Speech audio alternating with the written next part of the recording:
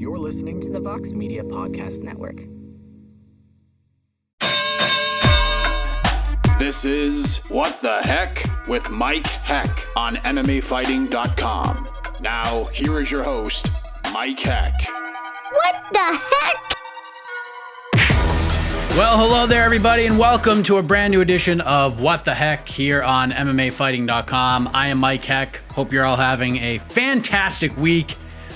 I don't know about you, but I still have that post-event hangover right now coming out of UFC 259. Like, normally it lasts Sunday, maybe Monday, and then we're kind of on to the next card.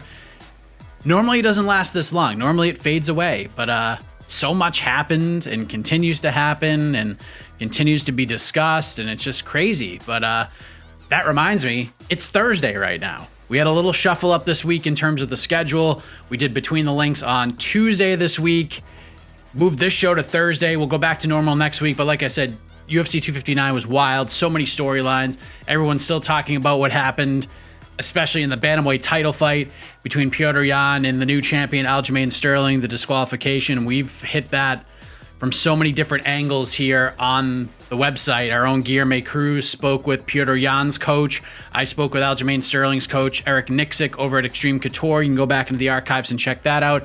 Really fascinating stuff from his perspective since he was there. He watched it all go down, and that was the first time he was in the corner of Aljamain Sterling. So really interesting perspective. Go check that out. And then Damon Martin spoke with Aljo himself. And I know Aljo's sort of done the media rounds and he's done other interviews, and I might be biased, but I'm serious. I've watched all of them so far. Anything that's been out there since Saturday, this one with Damon is the one to watch. Trust me, like, no disrespect to those other guys and those other reporters, but Damon got more out of Aljo than anybody else. There's a long relationship there. There's a comfort level, if you will, between the two of those guys. This was something else. Well over a 30-minute conversation, and it was amazing. Aljo opened up like never before, if we're being honest. But we also broke down all the major storylines on the post-fight show, on Between the Links, on to the next one for the future stuff. But we're going to dive into more of UFC 259, some of the under-the-radar moments as well on the show this week. So let's get right into this. Let's run down the lineup. We'll get to our first guest. I think you guys will really enjoy this episode. We're going to wrap things up with Tim Elliott, who got a big win over Jordan Espinosa on Saturday at UFC 259. From a skills perspective, from a mixed martial arts perspective, I thought this was Tim Elliott's best performance overall in his entire career. Of course, it wasn't the story. The victory wasn't the thing on everybody's minds when the fight came to its conclusion. I think you all know what happened by now. We'll talk a little bit about that in the conversation, but it's a really interesting interview, really interesting chat with Tim Elliott. The relationship he has with James Krause, the trust he has in him is just unbelievable. I really think you're going to dig this interview and what he's looking at next, especially what he's looking at next. There's some exciting stuff that's on his mind in terms of the future. One person who was watching the bantamweight title fight at UFC 259 very closely was Rob Font, the number 3 ranked bantamweight in the world. He's road tripping down to Philadelphia. One of his fighters is competing for CFFC later on today, as a matter of fact, on Thursday on UFC Fight Pass. So I wanted to get Rob's take on what happened in the bantamweight title fight, Aljamain Sterling becoming the new champion, what he thought of everything, and where he fits into this puzzle. You'll hear that conversation a little bit later on.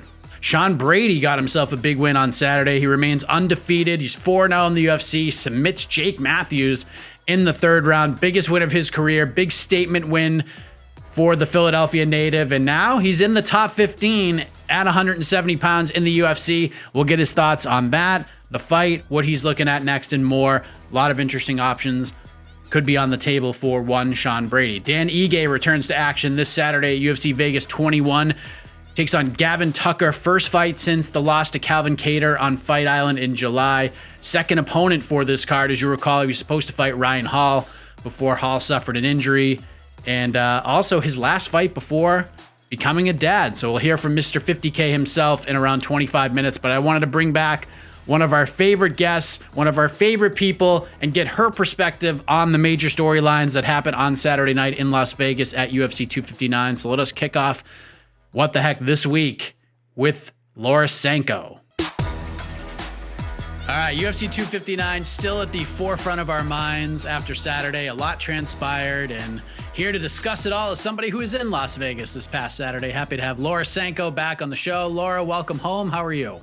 I'm good. I'm still exhausted. That was a really fun, wild night with a lot of fights. But yeah, happy to be home for sure. Yeah, I mean, it's great to have you here. Obviously, there's a lot to discuss, but before we get into specifics, this was a big one. Like you said, there were 3 title fights, 15 fights total, some great performances, some unfortunate things along the way. But overall, if you're looking for an event to, I guess, invoke emotion and create conversation in the aftermath, this one provided that and much more, did it not?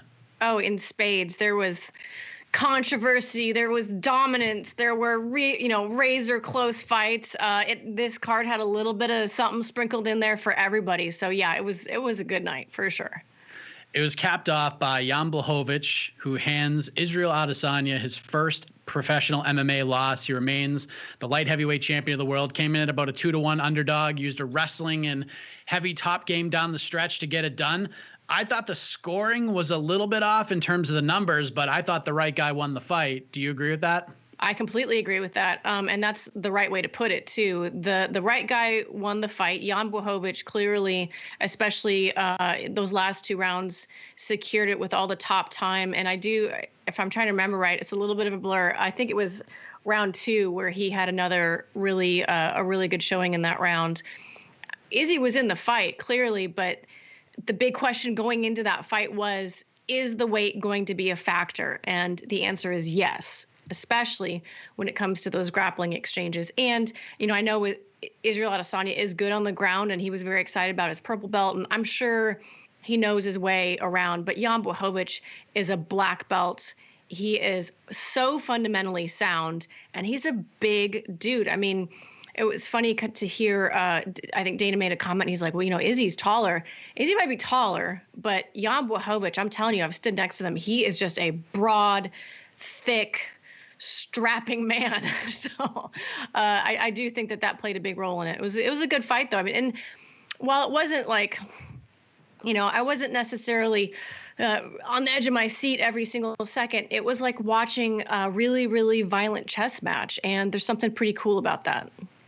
It was one of those things where, I mean, obviously the story was seemingly built around Adesanya and his chance at history. Blachowicz continues to play the dog role to perfection, but considering what happened in the bantamweight title fight, which we'll get to in a moment, I've said this before, I feel like the MMA gods, who can be very evil at times, yes, I think they came around with some good karma at the end of the night, because we got a competitive main event. Blachowicz gets the biggest win of his career. Adesanya took the defeat like an absolute legend. Yes. So both guys' stocks rose, in my opinion, and Glover Teixeira at 41 years of age is going to finally get his title shot. So it seemed like everything played out as good as it could have, didn't it? Doesn't it just feel good when the right guy wins and the guy who doesn't win still feels good about how he did and is still so classy, and, you're still going to want to watch him fight next time he fights. And then, like you said, the right guy is next in line. It's this rarely happens in MMA, and it's just kind of a feel-good story all around. Like, and I think you nailed it again. I mean, Israel Adesanya, in my opinion, took that loss the perfect way. I've always appreciated how Conor McGregor handles his losses, and I feel like Israel did the same thing, to go out there, to talk, to be open about it. And he's right. I mean, you got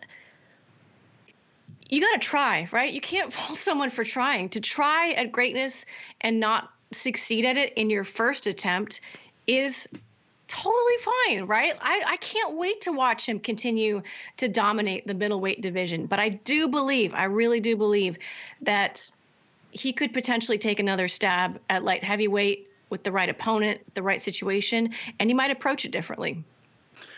It was just a good way to wrap things up. Adesanya's going to go back to 85. Things are really interesting down there. And then before all that went down, co-main event, Amanda Nunes defends her title against Megan Anderson. Of course, you and Megan have been tight for a long time. She gets her first opportunity to become a world champion. It didn't go her way. Can I just ask what Saturday was like for you on that end? Because I know you've had friends and teammates fight quite a few times. In fact, it happened earlier tonight with Tim Elliott. But what was going through your mind on Saturday when it came to Megan's fight with Amanda? Was it difficult for you? It's really not. I mean, I shouldn't say that. It's always extra when you're watching a teammate fight. But I know that she had put in the work. She had done everything she could to be prepared for that fight. And, when I'm working a fight night, I'm very much in that mode of like, I'm watching the fight to report on it and all of those things. So it's not, I don't know, it's not overly emotional for me, but it is, there's always that little something extra there for sure. And, Tim Elliott probably even more so, because he used to be one of my main training partners. So that one probably even actually had a little extra spice on it. Megan prepared and she did what she needed to do. And I know that she'll be back. A lot was made on social media about Megan's body language heading into the building. And that was something I thought about as well. But when she made the walk to the octagon, I mean, she looked ready to go. She had that look in her eye, like she wasn't just there, to paraphrase Conor McGregor, to take part. She was there to win a championship. It didn't obviously work out that way, as Amanda Nunes did what Amanda Nunes has done so many times before. But yeah, were you kind of seeing the chatter about the body language walking into the building and people reacting to it? I think what people don't realize is that a lot of times those arrival shots are taken 2 and 3 times. I think that happened with hers, where she walked in for real and then the camera crew didn't quite catch it right. And so they had her do it again. And it didn't look good. But I think honestly, what you saw on her face was more annoyance than anything. Can I just please get to my goddamn locker room and warm up, that part of it. I understand why people thought that, and they're not wrong, but I think that there's more to it than maybe people realize. I think it was the second time she had to do it. So. Yeah, I can't imagine. They're there and you're like, okay, I'm ready. And then, we got to do it again. No, we got to do it again. Out of the building and just come in and pretend it's the first time again. It's it's got to be super frustrating when you're preparing to fight freaking Amanda Nunes of all people. And, to kind of watch what Amanda has done in her career. Now she's a mom, dual champ, all-time legend in the sport. For you specifically, you went from fighter to broadcaster. What has that been like for you to see what she has done for the sport and for women everywhere, honestly? It's amazing. It's truly, truly amazing. And it was funny because I was having this conversation with my husband and he said, I remember, because she and I fought on the same card in Invicta. And he said, I remember seeing her, sitting on a bench in this, where we fought Invicta back in the day was this shitty old building in Kansas City, Kansas. And, especially back then, there's not media, there's nothing fancy about it, right? Invicta has always been super special, but they don't have the UFC budget. So it feels more regional, MMA-ish. And she's sitting there and doing her thing. And you got to remember too, Amanda Nunes was not the GOAT when she was fighting back in the day. So to me, that makes her ascension so much more special. She had ups and downs. She's lost to the Sarah DeLelios of the world. So for her to pick herself up, dust herself off, and really be coming into her prime at, I think she's 32, or maybe 30, I can't remember now, but early 30s, to be coming into her prime at this stage of life, to be a mom and just literally be on top of the world it's just so freaking cool. And honestly, she's a wonderful human being. What you see of her in her interviews, what you see of her on her Instagram or whatever it is her. She is as wonderful a person as she comes across, so genuine, so caring. And I just could not be happier for her to continue to dominate these two divisions. It makes the future interesting, but I'm thrilled that she is kind of the one holding the flag these days, because it just couldn't be held by a better person. So what do we do with Amanda Nunes now, Laura? That's the question, because Juliana Pena has been very vocal. She wants the opportunity. She was supposed to fight Holly Holm. Reports are out that fight is now off. Juliana looked great in her last fight. The only woman in the top 5 right now on a winning streak is Yana Kunitskaya. So you also have Germaine Durandamy, who submitted Pena last year. And I spoke with Germaine after that submission. She said she wants to fight Nunes one more time. And if she goes in there, fights her and loses, she's done. She will put her career on the line to fight Amanda Nunes for a chance to be champion one more time. What do we do with Amanda now? It's so hard, right? She has she's cleared out 2 divisions. And it's tough to say. I wouldn't mind the Juliana Pena fight. I actually wouldn't mind the Germaine de Randamie fight. It's an interesting thought that she puts out there because, normally if you were just going down a list, she's already fought her, she beat her, you scratch that one off. But that was a good fight. And if Germaine can approach it differently, you might see a slightly different. You start making these straw man arguments, honestly. Like, there is no clear good answer. I wouldn't mind a third fight with Valentina Shevchenko. To me, she is the person who has come the closest to beating Amanda Nunes, and a lot of people argue she did beat Amanda Nunes. In was it the first or the second one? Second one. The second one, yeah. A lot of people feel like she got that fight. So for her to be the one who has come the closest, to have equality in terms of like their status as fighters, I think makes the fight way more interesting. No offense to Juliana Pena, no offense to Germaine de Randamie or any other worthy contender, but in terms of like pay-per-view pull, Shevchenko versus Nunes 3, I think, makes a lot of sense. Although normally you don't get that third fight when you've beaten someone twice. That's just the situation we're in. Yeah, I mean, that's probably like the brass ring, so to speak. Like, could be, maybe the last time we see Amanda. Like, if Amanda wants to do one more time and challenge herself, at best, it's probably that one. Of course, Valentina's got her hands full with Jessica Andrade coming up in April, so We'll see what happens there. And I think Amanda wants to spend some time just being a mom. Yeah. I don't think we're gonna. I know they said they want to turn her right around, and certainly money changes everything. But from the sound of everything she was saying, she wants to see her family. She wants to spend time with Nina and just enjoy being a mom. Yeah, and Amanda should have some clout right now too. She should be able to do whatever she wants. She should be able to fight whoever she wants to at this point. Yeah. She's earned that. But before all that happened, of course, we have a new bantamweight champion, and it happened in a way that nobody wanted to see it. Petr Yan looked, at least in my eyes, to be heading towards a title defense. Who knows how the final 7 minutes or so would have played out, but he makes definitely the most costly error in UFC history. He leans that illegal knee to Aljamain Sterling. He gets disqualified, and he loses the title on top of that. As you're watching this play out, like, how are you reacting to this? I just couldn't believe it was happening. And I was going to say again, because of the whole John Jones, Anthony Smith situation. And it was so bizarre. The whole situation was so bizarre because it was not close to being legal. Like, not even a little bit. He wasn't even in some sort of transitional up or down. He was clearly on the ground with, I think, 5 points. I mean, I want to say, I know he had one leg down, 1 foot down, and his butt was pretty close to touching the canvas as well. He was clearly down. And then to go back, and when they showed the cornerman, this is what I thought was interesting. So you had Pahumpa from ATT clearly say, only punches or something along those lines. And then the other guy, and I don't know the gentleman's name, who I believe was speaking Russian, when Petr lands that knee, he goes like this, like, good job. And Pahumpa goes like this, So clearly he was getting some sideways information from his corner, and that was kind of what we heard on the broadcast that Khabib was indicating as well. So while it was obviously a foul, and I think that the right thing happened, I don't think that Petr Yan is some dirty fighter who did it knowing that it was illegal in that split second. You know what I mean? Like, he doesn't want to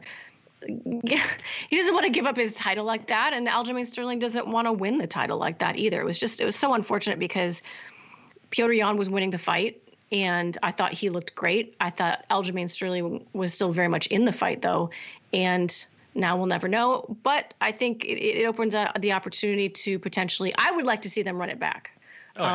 Would be immediately my thought. I mean, I know it sucks for Corey Sandhagen to have, oh, great, now I got to wait even longer potentially to get in there. But you have to run this one back as soon as possible.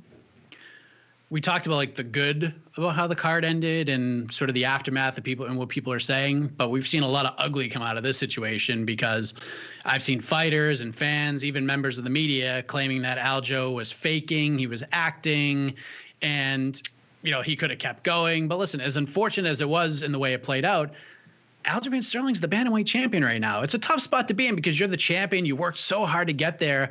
And if you celebrate it in any way, people just hammer you for it. I mean, you got to feel for Aljo in this situation right now, even though, let's be clear, he doesn't write the rules. This wasn't his fault at all. He's the champion, and he can't even enjoy it. Exactly. And that's exactly right. I mean, how crappy is that? Something happens to you completely out of your control. It happens in a negative way to you. He was clearly hurt by that knee. That was not one of those ones where you're like, I don't know if he's playing this up a little bit. That knee hit him hard and square. And that was a fight-changing strike that was illegal. So all of these things are completely outside of Aljamain's control. And God forbid he spend some time with his team holding the belt and take a picture. I mean, my gosh, I love this sport, and we do have some good fans, but we also have some fans that I just want to wring their necks sometimes. It's just unless you've been in there, like, I just feel like can't have an opinion on that, right? Like, it's so wild. Like, you can't even. Wild. He didn't even post the pictures. Like the one that got, that's on the spotlight now. Merab Dvalishvili wanted to take a picture with the guy he's helped get to that point. Here, put the bell on your shoulder, man. Yeah. Post the picture. And they're like, oh, look at Aljo. He's sitting there saying, I'm the champion. He had nothing to do with it. He had nothing to do with it. And, I mean, you saw how he reacted in the octagon. He took it off and threw it on the ground. It's not like he grabbed the belt and hoisted it in the air and was like, I did it. It's just, it's really unfortunate that someone would give him a hard time about it because, the fact is he won the fight. Now, he won through DQ, but he won the fight. He is the champ. And nothing about that is incorrect. So we need to see them fight again, absolutely, and then we'll know more then. But at the moment, the right thing happened, and he's got the belt, and good for him. I mean, if there wasn't enough heat between these two guys already, I mean, the rematch is going to be ridiculous. And, like, I'm a silver lining guy. It stinks that the fight ended the way that it did, but now we're going to get it again with both guys already seeing what the other brings to the table. There's really no mystery there.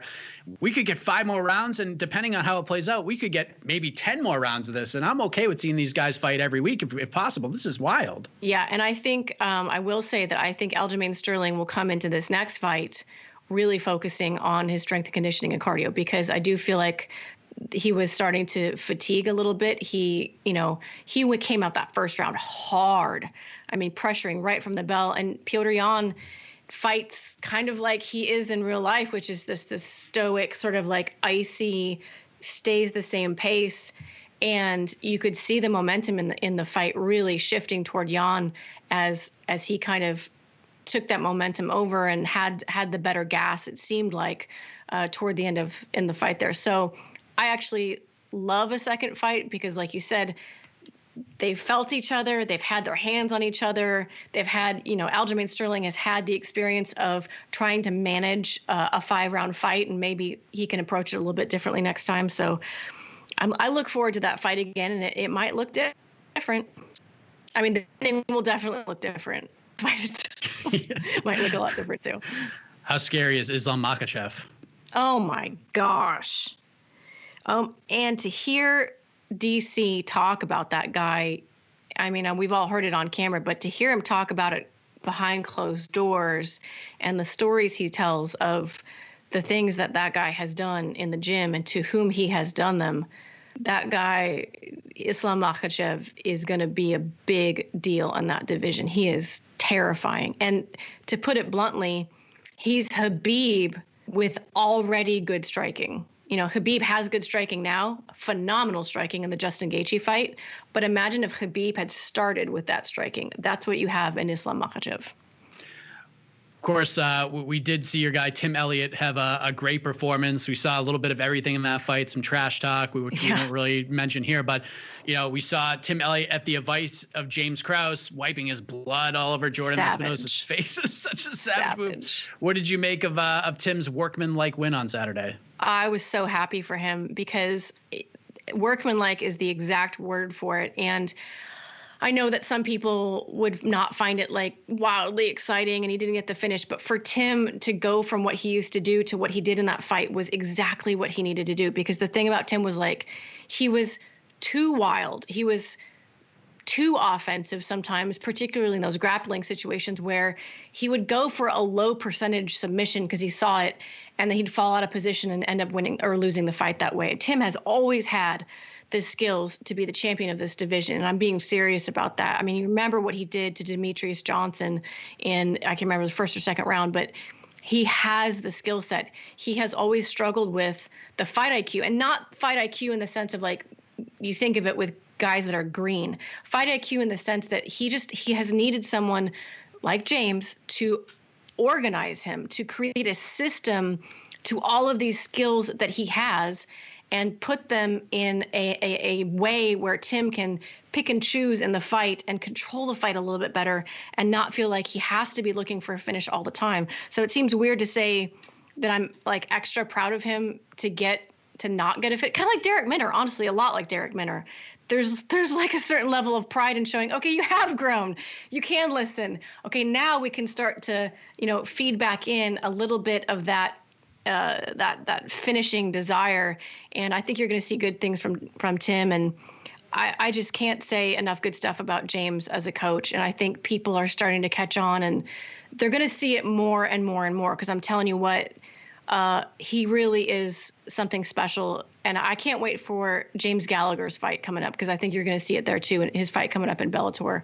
He's been out here for several months. He moved from Ireland to Kansas City, if that tells you anything about what James has going on. So, yeah, I'm just super excited. And when he told him, like, bleed right in his face, I was like, yeah, that's what we do in Missouri. We bleed in your face. Right in your eyes. You're all savages over there. Unbelievable. What other performances really stuck out to you from the undercard? Like, who would you say like had the highest rising stock coming out of Saturday? Oh gosh, help me out with some names here, because this is what happens to me after fight night. It just becomes a complete blur. But I remember. I'm gonna throw one. Let me throw one name at you that I don't feel is getting enough credit. Amanda Nunes. Yes. How did she not get a bonus? She's a savage. Because I've seen Lavinia Souza fight many, many times in person, and that girl is an absolute gangster. And for her to do what she did, man, Amanda Nunes is the real deal. And you might look at her record without really looking at it, and she has the loss.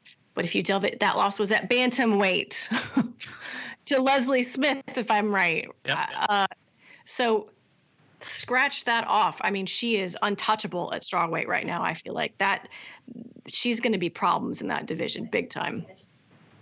Uros Medic. Unbelievable stuff from that guy. I've seen him on a Contender Series and thinking that he seemed very composed for someone so young in his career, and not just composed, but a really well-rounded skill set. You never know how that first fight in the UFC is going to go, and man, did he deliver. Looked great. One more name I want to throw at you, because I've been touting this man for... I thought of one, but you go. Oh, go ahead. Maybe it's the same one. It might be. Kennedy Nzechukwu. Yes. Well, that's a good one, though. Kennedy Nzechukwu had a great showing. He has struggled in the past with really being able to just pull the trigger, like you always had this sense like come on, like he just was never in the fight. And that's kind of the sense you had in that first round. I mean, he was getting clipped by Carlos Ulberg, but for him to go through that fire, stay in the fight, and you could hear Safe. I love listening to Safe Sound coach. He's so intense.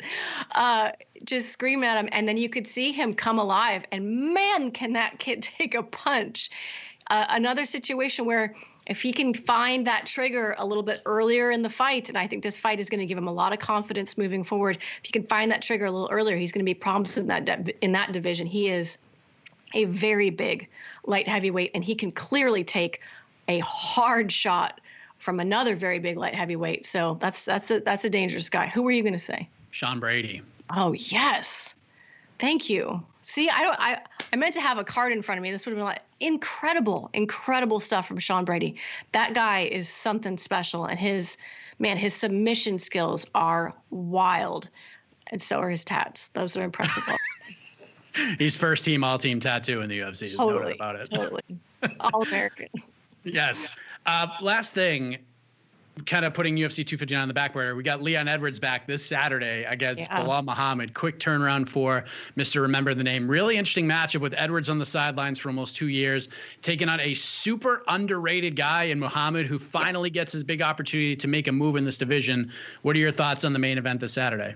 Massive opportunity for Belal Muhammad, and I'm so glad that they even considered him and that he stepped right in and stole the spotlight, because this is a huge opportunity for him to leapfrog his career in a way that would not have been possible otherwise. But Leon Edwards is the real deal. I know we haven't seen him in so long, and he's one of those guys that for whatever reason doesn't always get the shine. The fights are always falling through. His opponents are always getting whatever it is.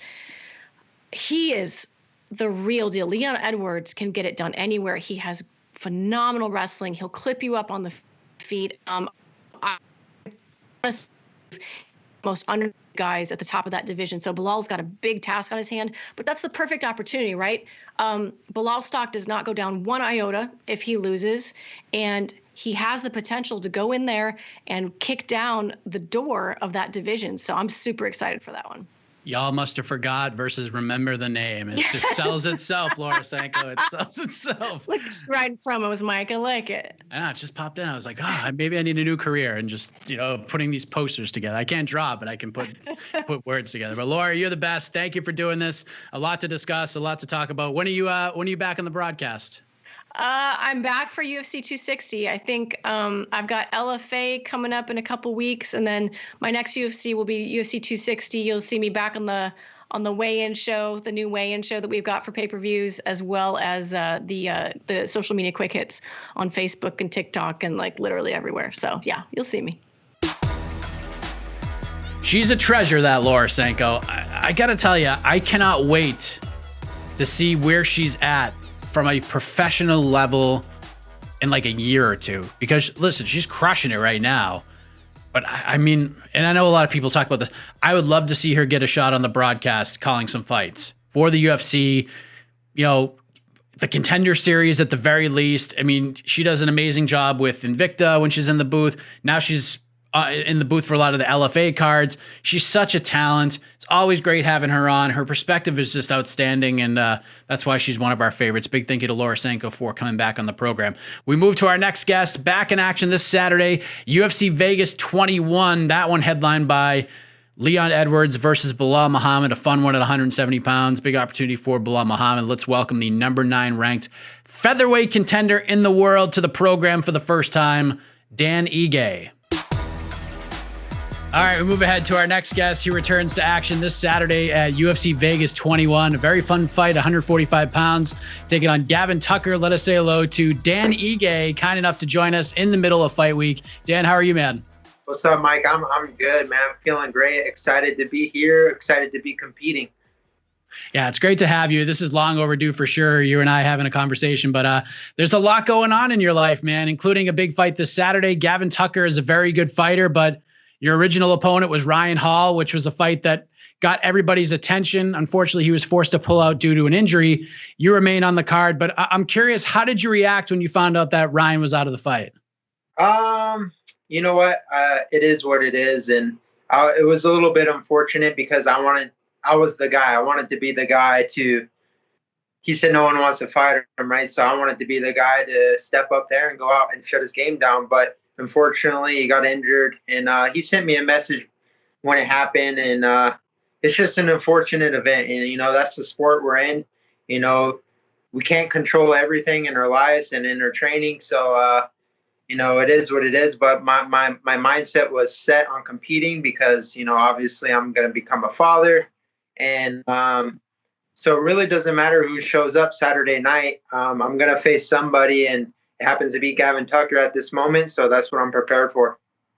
Yeah, because, Ryan Hall, there's like this aura to him. There's that puzzle, which is very fascinating to try and solve. And, like you said, you've been at this for a while. Injuries happen, substitutions happen.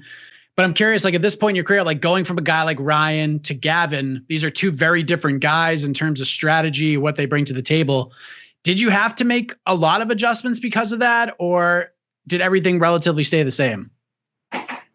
To be honest, mostly everything stayed the same. Even with the Ryan Hall fight, I didn't want to get too caught up on bringing in specialists, bringing in all these guys, focusing 100% on leg locks, because I feel like that's what everyone's done in the past, and it just doesn't work out for them. And my whole game plan for Ryan was, I was focused 100% on my training and myself. So with the change in opponents, it really doesn't change anything, to be honest. Gavin Tucker's a solid fighter, and it's going to bring the best out of me. And it's actually a fun, intriguing matchup, because he's going to engage. Ryan Hall was a little different, like you said, a puzzle.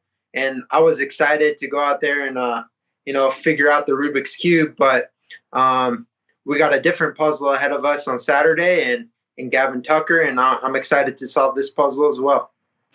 Of course, the last time we saw you compete, it was the fight against Calvin Kattar, main event spot on Fight Island, and it was an entertaining fight to watch. You gave Calvin a hell of an effort, but unfortunately it didn't go your way.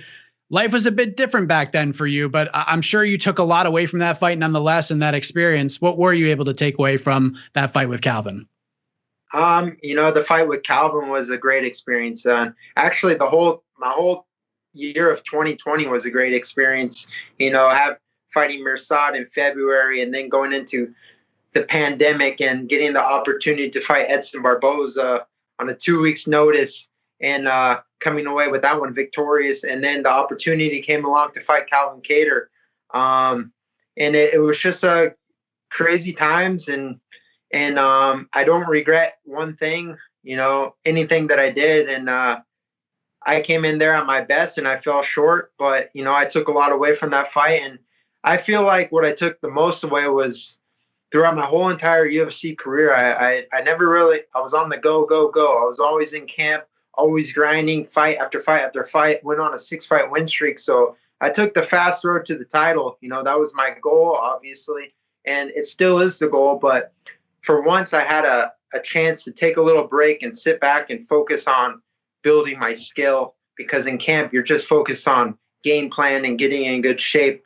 And but like I said, for once I got a chance to focus on just improving everywhere in my game, in my boxing, my kicking, my wrestling, my jiu-jitsu, my pressure, my cage control, my mental aspect, and then everything outside of fighting too, my family life, my spiritual life. Everything is, I just feel like this is a great time for me right now, and everything's on point, and you're going to see a much better fighter come Saturday night.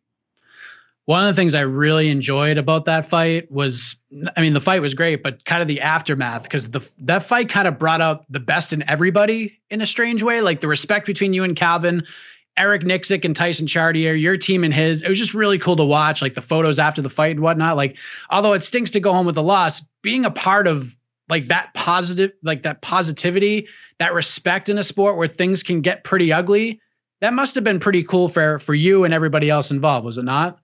Yeah, I know. I agree. This, what it comes down to is martial arts, and martial arts is all about respect. We could trash each other, badmouth each other, do whatever, to promote the fight. But at the end of the day, it's about respect. Win or lose, I'm going to go across the ring. I'm going to shake my opponent's hand, bitter or not. You have to accept what happens. And it was a cool moment. It was a cool experience. And, Calvin was a great opponent and a great test for me. And at the end of the day, we all came together, shook hands, showed respect. Coaches showed respect, and we move on. I actually spoke with Eric last night, as a matter of fact, as you record this. Obviously, he was in Aljamain Sterling's corner on Saturday. We talked about you. By the way, that Randy Couture, like life-looking dummy in the gym at Extreme Couture, like, yeah. Is that is like the weirdest thing I've ever seen. Is it kind of creepy? Yeah, it's real life, man. You walk in there every day and see Randy Couture. Hey, what's up? Oh, that's just a down. But we obviously talked about you and this fight coming up, and how you're about to become a dad, and we talked about how motivating becoming a parent can be, especially like when you're a parent. But he says that motivation, that why, it's already there for you. Like he sees it in you already in the gym training. He feels it every day. Would you agree with that? Like, are you already feeling that extra oomph that comes with being a dad? Yeah, 100%. It's hard to tell, right? Because, I don't have a kid yet, but I feel it. I feel like I'm already a dad, and I feel like just that aura, that energy is there. And, coming home every single day after a hard day of training or a hard day of work, and then seeing my wife pregnant, carrying her child, like, it just gives me a little extra energy to go out and compete every single day and get better every day. And, it's not like I never had a why before, because I did. I'm a big man of writing down goals and having a plan to attack. But now I really feel like this is my calling. This is how I provide, and just I really can't wait. I can't wait to be a dad, and I can't wait to be a fighting dad. You're having a boy, right? I am, yeah. When's the due date? Is it next month? The due date is technically April 9th. She's 36 weeks Friday, so technically that's full term. So, I mean, it could happen this week. It could happen next week, but I'm hoping it doesn't happen this week. Have you had like every person in your life that's a parent around you try to give you advice, give you things to look at and think about? Yeah, literally everyone. I have a lot of everyone has their 2 cents, and I take everything with consideration. But this is going to be a journey for me and my wife and our family, and it's going to be an exciting one, and it'll be nice, man. I really can't wait, and I'm super fortunate that I have a flexible job like fighting, that even after this fight I can just sit back and be with my wife and support her, and as we welcome this child into the world, and take care of it and then get back to work. Is there like one piece of advice you've gotten where you're just like, huh, really? Like that's the advice? Nah, I don't know. The big one is sleep. Everyone's like, get the kid on sleep training, and for sure it's gonna be crazy, and I'm ready for the grind, man. I've grinded my whole life, but this will be a different grind for sure. Absolutely. I'll give you one more piece of advice. Don't listen to anybody, because your story is different than anybody that's giving you advice. Everyone's unique. And I guess the other piece of advice I give you is just enjoy it, which it seems like you're already in the mindset to do. But I'm an almost 8-year vet in the dad game, so I can't give you advice on fighting. That's the best piece I can give you. But you get Gavin Tucker this Saturday, and like you said, interesting, different puzzle than Ryan Hall. Still creates some great challenges for you. How do you like the matchup from a stylistic perspective? Stylistically, it's a great matchup, and it's a fun matchup because you look at Gavin and you look at myself, and we're pretty similar, especially in our attributes, our strengths. He's almost a mirror of myself. He's a southpaw. He's a pressure fighter. He's a black belt in jiu-jitsu. He's got great striking, great boxing, great kicks, and it's going to be fun. It's like, for once, I get to fight someone my stature. I feel like every time I fight someone, they're like 6'5", and for once I get to fight someone that's actually a little bit shorter than me, and I have a reach advantage. So that's going to be awesome. Nice. I mean, he's looked really good in his last 3. Of course, he had the 2 finishes, but I thought the Billy Q win, his last fight, that was the one that really opened up a lot of eyes, because you got to see the full arsenal. We got to see 15 minutes. What did you make of that performance in particular, seeing him go the full 3 rounds and looking as good as he did against a really tough guy? Yeah, his last fight, he looked great. He's looked great in all of his fights.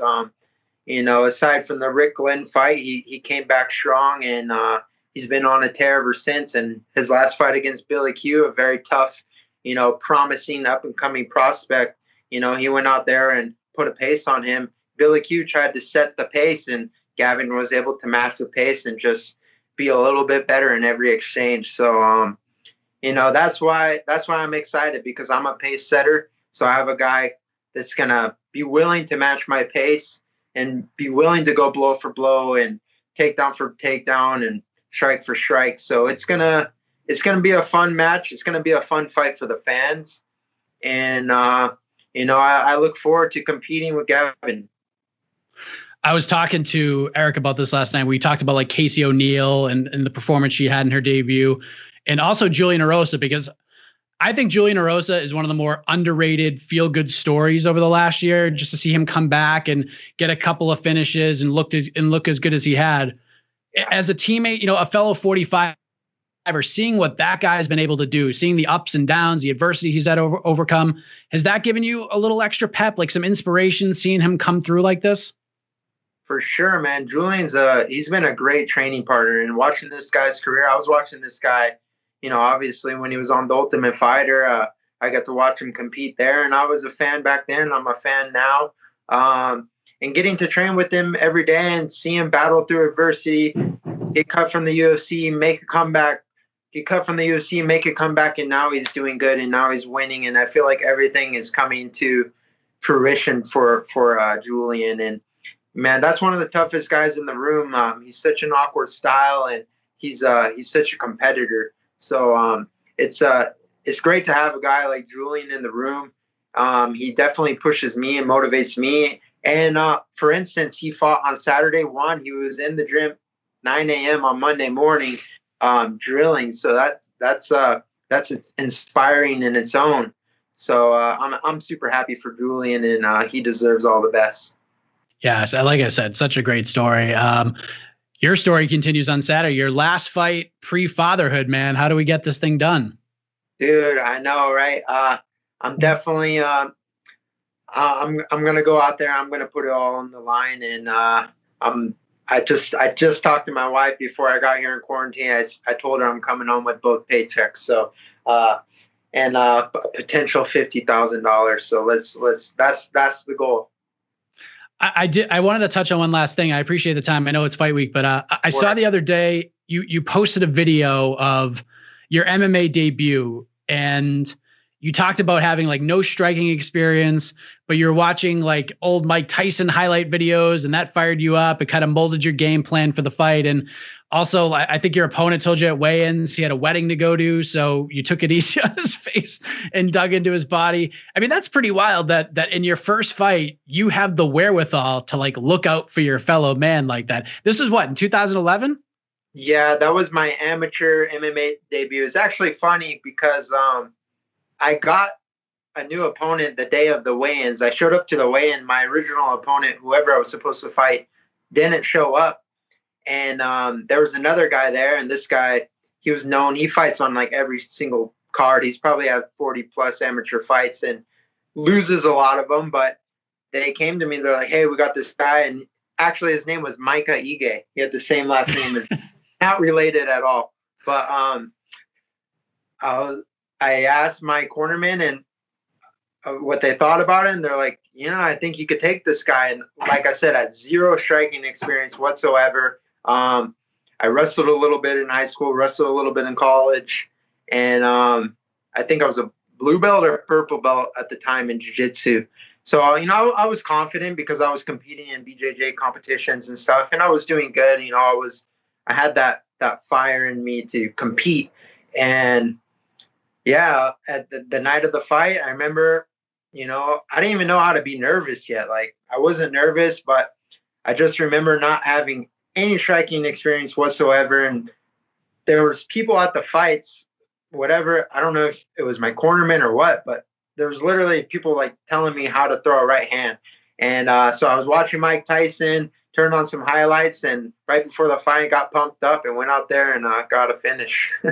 What did your corner say to you after the fight? Like, you're sitting there just throwing those hams.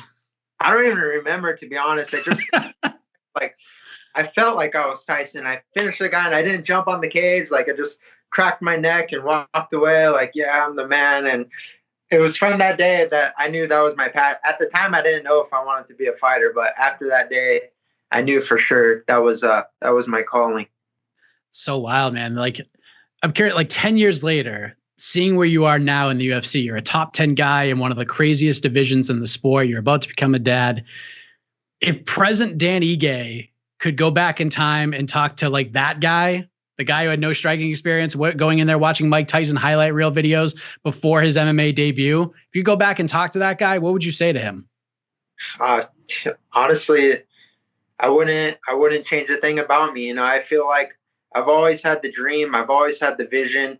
I ignored the naysayers, here I am now. I had 11 amateur fights. I'm on my 18th professional fight. I'm a veteran, man. I have a lot of experience in this game, and from day one, and for any up and comer listening to this, or anyone that has any type of dream, it's just like, stick to the game plan. Don't listen to the naysayers, because I don't know for how long I had to listen to, even close friends, close relatives, my parents, just like, I'm not making $1. I'm not getting fights. People are pulling out of fights, and you just have to ignore all that, have the vision in mind and keep attacking the goal and take it step by step. And here I am today in the UFC, and it's a dream come true, man. I'm living my dream.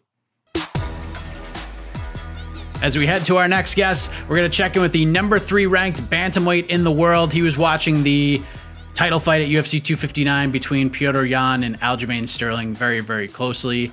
So let's get his reaction. One of the founding members of the New England cartel, Rob Font. All right, with everything that happened on Saturday night in the bantamweight division, I wanted to check in with this man, the number 3 ranked bantamweight on the planet. Let us say hello to Rob Font, who is kind enough to join us in the middle of a New England cartel road trip. Rob, how are you, man? I'm doing great. How you doing? I'm doing good, man. Big week for the squad. You guys are heading to Philly. The whole founding crew is in tow, as well as the surging prospect that's going to be competing later on this week. Let the folks know why this road trip is happening and what's going on.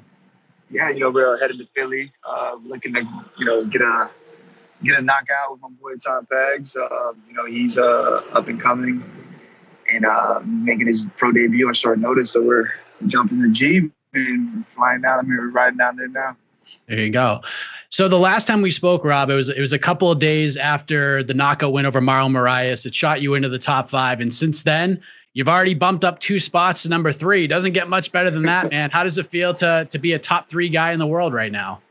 Obviously it's a great checkpoint, but the job's not done yet. We still got to get to that belt. But I'm not complaining. Number 3 guy in the world. So, which all that means to me is I have options now. I have options to eventually get closer to that belt. So I'm excited. Can't wait to find out who I'm fighting next. But yeah, I'm excited.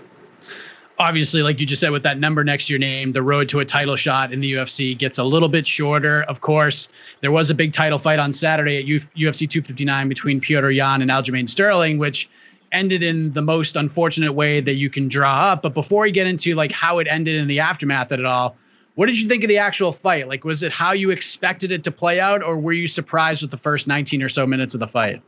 No, I figured it would play out like that. I was curious to see how Aljamain would do in the first 2 rounds, and if he could be able to keep that pace up. And he was doing all right.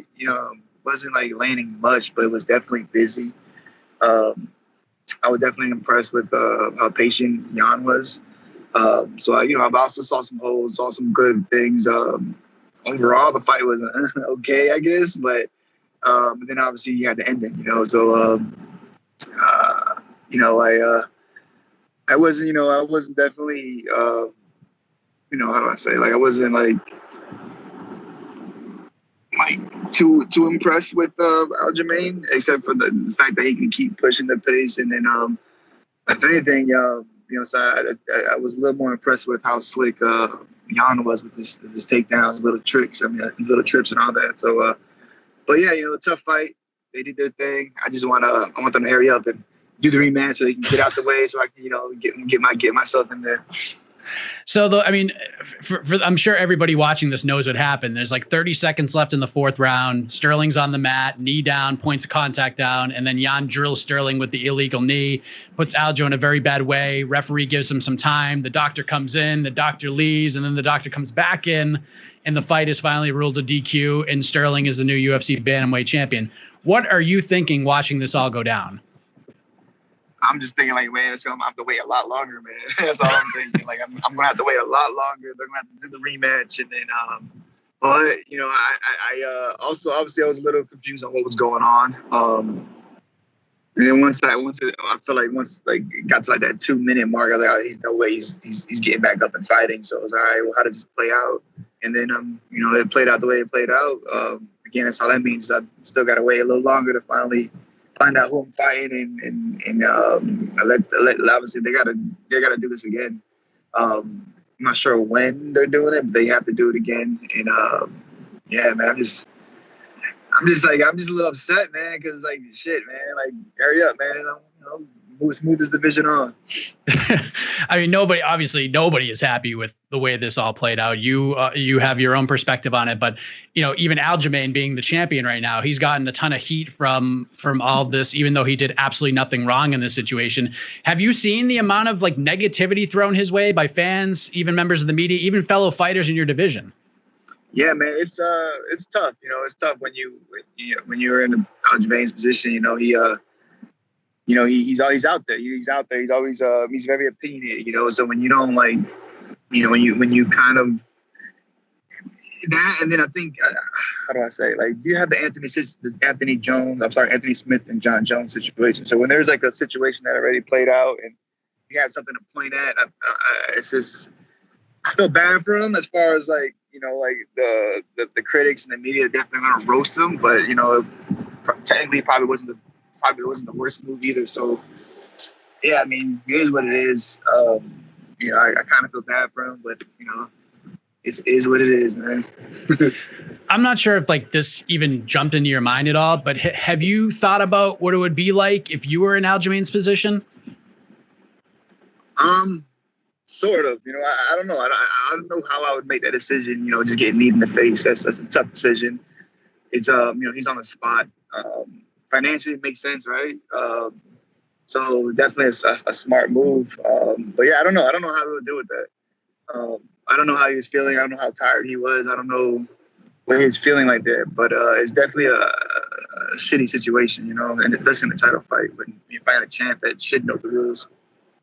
There's been some debate over the last couple of days about whether or not Jan should even get the immediate rematch because of the mistake he made. Like, he lost the title.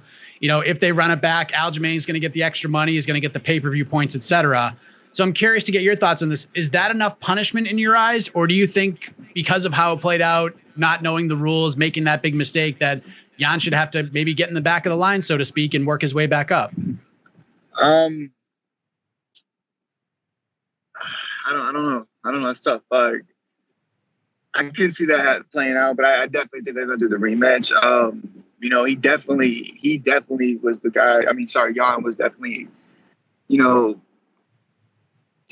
it's tough, man. It's tough because like I want to see the rematch. I want to see the rematch and get it over. But if I was in his position, I definitely would want that rematch as soon as possible. But if he waits, like, who do you give him to wait? Like, he's the ex-champ. So it's tough. I don't really know, honestly. When we last spoke, you were hoping to get something cooking sooner rather than later to kind of keep this momentum going, and the division has gotten really interesting. Of course, with what happened on Saturday, Corey Sandhagen's knockout of Frankie Edgar. Of course, we got TJ Dillashaw coming back. I know you want that fight. Corey wants that fight as well. We got Garbrandt, Aldo, Jan and Sterling are probably going to be matched up. What do you think happens here? Like, I feel like there's going to be an unfortunate odd man out of this equation, unfortunately. But if you had the mighty pencil, how would you kind of book this division if you could? I say you do TJ versus Sandhagen, book the rematch, and then give me Cody Garbrandt. And make a super card for the 35ers. I like that idea. Any thought as to when you'd like to get back in there at this point? The rumor is, May. Looking at May, hopefully, looking at a guy like Cody Garbrandt or even Jose Aldo, but looking at May, just waiting for that contract. There you go. Life's pretty good, man. I mean, it's supposed to be 50 degrees in Massachusetts today, 60 tomorrow. Spring is coming. Cold weather looks to be going away. Hopefully the Patriots can make some moves in the offseason. Life's pretty good right now. You bumped up 2 spots without having to fight. The weather comes out. What did you think of the main event on Saturday, Israel Adesanya? I can't complain. Bumping up 2 spots without having to fight.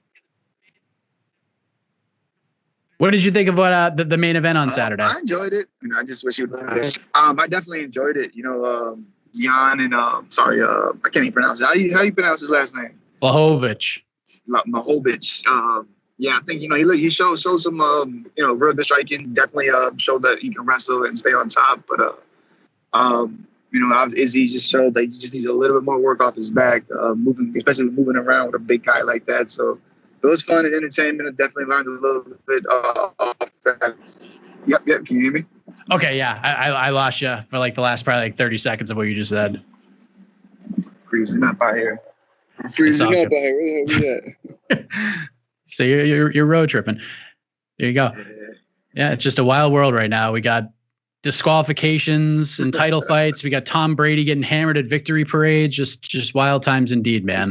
Yeah, man. It's all over. It was wild right now. The good thing, we're going down to Philly to get a big W, so I can't complain. What can people expect from Tom Pagliarulo on this week for CFFC? I know there's especially here in New England, it's been tough. He hasn't fought since 2019 because of the pandemic and everything in New England being shut down. I'm sure he's itching just to get a fight. So when the full call came, I'm sure he was jumped out of his seat to take it. But what can fans expect from him this week? You can expect a long-ranging professional. Long-ranging professional that's going to be well-rounded everywhere this fight goes. The kid trains like a professional. He's around a bunch of professionals, and he finally gets to prove that he's a professional, not an amateur anymore. But he's going to be long-ranging, smart, educated prospect. And he's only he's 23, right? Yeah. So definitely somebody to keep an eye on. Yeah, I mean, I know a lot of people in New England are very excited to see what he can do at the pro level. Oh yeah. He got New England behind him. He has the Curtis behind him, and he's gonna shine on Thursday. There you go. There he is, Rob Font. Interesting perspective on what happened in the title fight, and I love the idea of if they can swing it. I mean, of course, Aljamain Sterling being cleared is the most pivotal part of this equation all forming. But if Aljo could be cleared and they can turn around Jan Sterling for the rematch in May, and then they load up a whole bunch of bantamweight fights on that card, I mean, that's amazing. That'd be like my dream pay-per-view event. Get Font on there, get TJ on there, Corey Sandhagen, Cody Garbrandt, Jose Aldo. I mean, just load it up. Just do a whole night full of bantamweight fights. I love that idea. I hope that happens. Makes a lot of sense. So big thank you to Rob Font for that suggestion and make me very happy about what could happen in May. Hopefully we see that go down, and a big thank you to Rob Font for joining us. As we continue on with Saturday night and what transpired, let's check in with the UFC's newest ranked welterweight contender, coming off his 14th straight victory on Saturday night, Sean Brady. All right, UFC 259 went down on Saturday night, as you all know by now, and one of the big winners in the prelims is this man joining me right now, who improved to 4-0 in the UFC. He's 14-0 overall, second straight submission win, this time over Jake Matthews, and has now entered the top 15 in the welterweight division. Sean Brady is here, the man with the incredible back tattoo that people just cannot shut up about. How are you, man? I'm good, man. Life couldn't be much better. Big win, got in the top 15 yesterday, so I'm a very happy man right now. How often are you asked about the back tattoo, man? Like it's between you and Alexander Volkov when it comes to like the viral back tats in the UFC. These are the ones that get brought up the most. Like how often is the tattoo brought up to you? A lot, and it's crazy because like I like my back tattoo, but like I have other tattoos that I love so much more than my back, like other Japanese style tattoos. I'm actually getting tattooed on Tuesday. So once I'm done fighting, I'm getting work added on. So I'm trying to completely cover my body. But the back tattoo, because it's just so big, so that's the first thing people see. With a lot of my other tattoos, it's a smaller space. So you have to look and like really see what it is with the back tattoo. And people think it's a big devil mask, but it's really a Japanese Hanya mask. So a lot of people just look at it, they're like, oh, look at the big red devil, because it's just so big. But I get asked about it a lot, but it's all good. Whose is better, yours or Drago Volkov's? His is done good. There's a page I actually follow on Instagram. They post all Japanese stuff, and the guy's actually a big fan of MMA and UFC, and he posted Volkov's when he was fighting, and then he tagged the artist, and I was looking at the artist's stuff, and I was talking to my tattoo artist about it. He was like, hey, the guy's actually really, really good. So it's done well. It's a good tattoo. I actually think that's a cover-up as well. So it's done well. It's a good tattoo. It is a good tattoo. You can't take your eyes off of it. What are you going to get this time around? So I have my right leg is fully open. I'm starting a samurai versus a tiger on my entire right leg. But the bottom of my right leg has tattoos already. So I have to get it lasered to get it lightened up a little bit so I can get it covered. So we're starting the upper part of my thigh this coming week. So I'm trying to do as much as I can before I start camp again. How long is that all going to take? It'll be it won't be done for a long time. Like I actually sleeves, and it just depends. Like I have really big thighs too, so my left leg sleeve, which is a dragon, took over a year just because of training and stuff like that. So it's going to take a while, but it's an ongoing process. So I enjoy getting tattooed and I enjoy the ride, so it's all good. We could talk about tattoos for hours, Sean. You have like 7,000 more than I do. But listen, another great performance. Congratulations on the win. Heading into this fight, I felt like people still had some questions about you, Sean. Like they weren't completely sold for some reason. But fighting a guy like Jake Matthews, I think people felt like this would be the one to answer all of those questions. And you did that with flying colors. You were obviously the betting favorite. But did you feel like maybe you weren't getting the respect from the MMA community heading into this fight that you probably should have? Yeah, I mean, Jake's a super tough guy. Jake's literally been in the UFC since he was like 19 years old on The Ultimate Fighter. I turned pro when I was 21, around the similar time, but he was in the UFC, so all that experience definitely plays into it. But I honestly didn't see anything too negative. I seen a lot of people had me winning the fight against Jake, and I don't really pay attention to that stuff anyway. But yeah, Jake's super tough, and he's a big 170-pounder. He hits hard. He has really good jiu-jitsu, so it was on paper, it was a good matchup. And for me to do what I did, I think it proved to everybody who I am, and I'm a problem in this division for a lot of guys. So, yeah, I mean, I loved the fight on paper. It was one of those fights in my eyes. Like the more I looked at it, it was one of those things like the longer it went, the better it was for you because he likes to come out fast. Yeah. But he does have this tendency to sort of fade down the stretch, especially if someone can put him on his back, which you can do. Turns out you're able to get going right away and start building that momentum early. What did you make of the way he came out, his game plan, and how you were able to execute it for as long as the fight lasted? So my entire training camp, we had a little bit different game plan going in. So my entire training, say a camp's 10 weeks long. For 8 weeks, my camp was, I was kicking the lead leg a lot because Jake kind of has a karate stance, like it's kind of sideways, his knee points in. So my game plan coming into the fight was to hammer his lead leg. 2 weeks out from the fight, I kicked somebody's knee and I honestly thought I broke my foot. I couldn't walk. And then it started to feel a little bit better. My next sparring session, I kicked somebody's knee again. So I could barely walk. And so my game plan had to shift a little bit. And he stayed a little bit further away than I thought he was going to. Like he likes to leap in with punches. So I thought he was going to be a little bit closer and I'd be able to kick that leg. But I knew if I kicked one time and if I hit his knee, I wouldn't be able to walk. So that game plan kind of went out the window and I had to lean more on the grappling. And honestly, I really thought he was going to be a lot stronger on the ground. I've seen him grapple with a lot of high-level guys and do very well. It just shows how good my grappling is and how good my wrestling is. So yeah, it went very good for me. I'm happy. How bad was the foot? Did it get like to that scary place where you almost weren't going to be able to make it? Never, man. This camp, like the last month of my camp was crazy. I got COVID a month out, so I had a quarantine for 8 days at my house. Luckily, I have a treadmill. And I have weights, and I wasn't affected too bad. I lost my smell. I lost my taste. And so I was running just 5-6 miles every day on my treadmill. A buddy of mine recently had COVID, who's a jiu-jitsu guy. He's actually a blue belt under me. So I was beating him up in my garage for an entire week until I could go back to training. So I got COVID. I came back to training. I hurt my foot. And then a week out, I have bulging disc in my back. My back locked up. I could barely get out of bed. But never once did it cross my mind that I was pulling out of this fight. Maybe when I was a younger guy, I just like, I'll just pull out. But I'm at the point in my career, I need to rally off these wins. And I knew once I got in there, as long as I got into the cage physically, I could win the fight. So the entire fight week, I was just kind of trying to heal my body up and just make it to the cage. Man, fighting's easy, right? Yeah, fighting was that was the easier part for sure. The second round, that's when like you really took over the fight. You even got a 10-8 on one of the judges' scorecards. So like between the second and third rounds, when you're sitting on the stool, you must have felt confident that the finish was near. I felt great, man. And even the third round, I hit him with a left hand and I dropped him to a knee.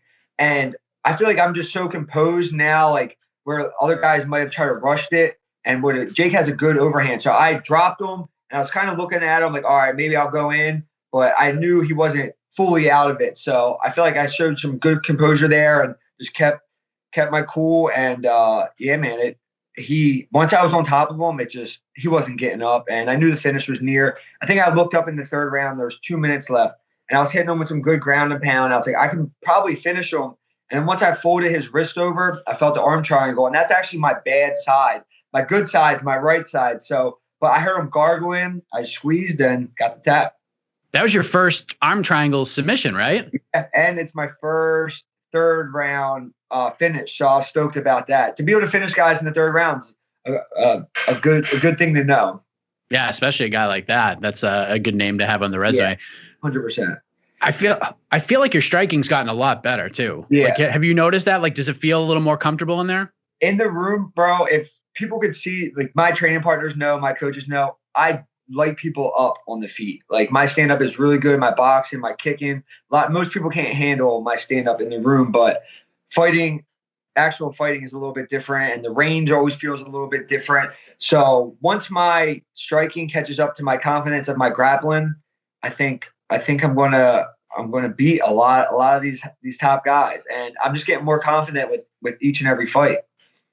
This was like we kind of alluded to earlier, this is a statement win kind of by definition, right? Because you're a matchup with Bilal, the fight fell through, and you've been wanting to fight top 15 guys. I know the last time we spoke, Robbie Lawler is a name that stuck out to you. Yeah. And while you were probably on their radars, this win had to have put you over the top and gotten the attention of not just like, 10 through 15, but everybody. Like they're looking at you now. Like, do you feel that way as well? Like that this was the one to get you over that hump, so to speak? Yeah, for sure. And especially being ranked. I knew there was a chance like fighting Jake because he's 6-1 in welterweight, 6-2 now. But I knew there was a chance, even since we weren't ranked, there was a chance whoever won this fight was going to get ranked. So yesterday, I was sitting in my sauna just looking at my phone. And I seen someone put something on Twitter, and I went and I looked, and the UFC's page wasn't updated. I was like, I didn't get ranked, whatever. Then I went and looked again, and it had me ranked, and I was like, man, that's going to open up a lot of people's eyes. So they had me at 14. I'm looking at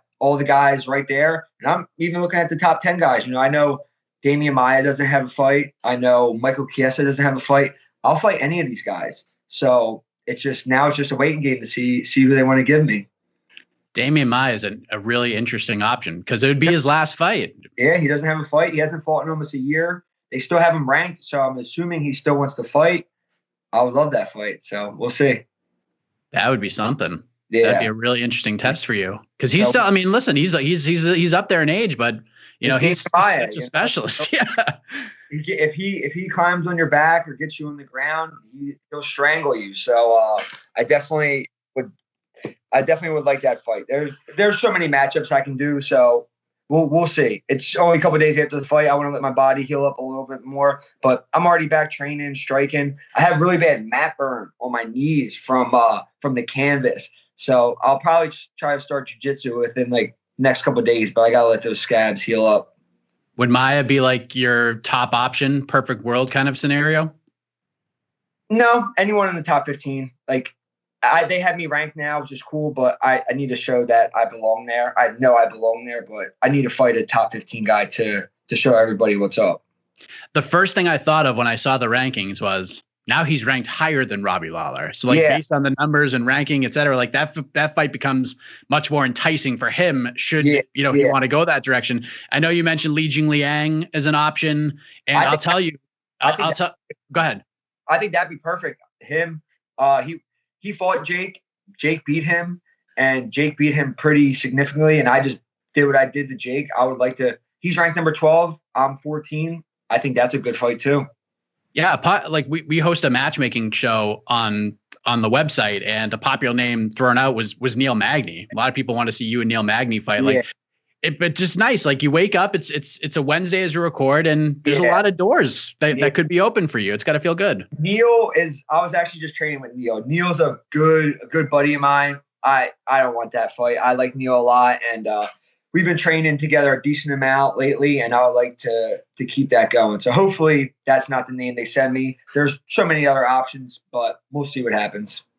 But yeah, there's so many doors open. It's exciting. Yeah, absolutely. Outside of typical post-fight annoyances, I mean, you're good to go. Didn't see your name in the medical suspensions. You got some lingering injuries, nothing crazy, but I'm hurt. I'm not injured. We're always hurt. There's always little dings, and I'm just going to let some of these things heal up. But hopefully, I'm thinking like June timeframe. A couple months from now. So we'll see. I have to sit down with my manager, see what Sean Shelby and the guys want. But there's so many options. I'm excited.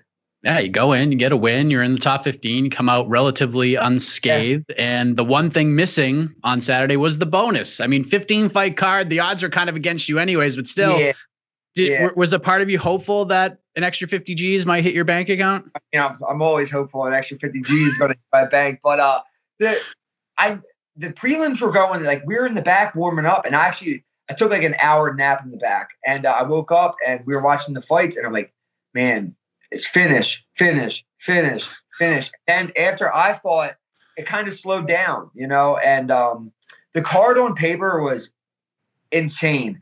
It was a good card. I don't think it lived up to what it could have been. So at the end of the night, I knew I wasn't getting it, but I thought like it was going to be nowhere close. I was like, all right, like I got a good submission. I was like, but these next fights are going to be insane, and they weren't as crazy as I thought it was going to be. So it was lingering in my mind a little bit, but I was just happy with the win, man. I got both of my paychecks too, so a bonus is a bonus. I got paid in full, so I'm happy.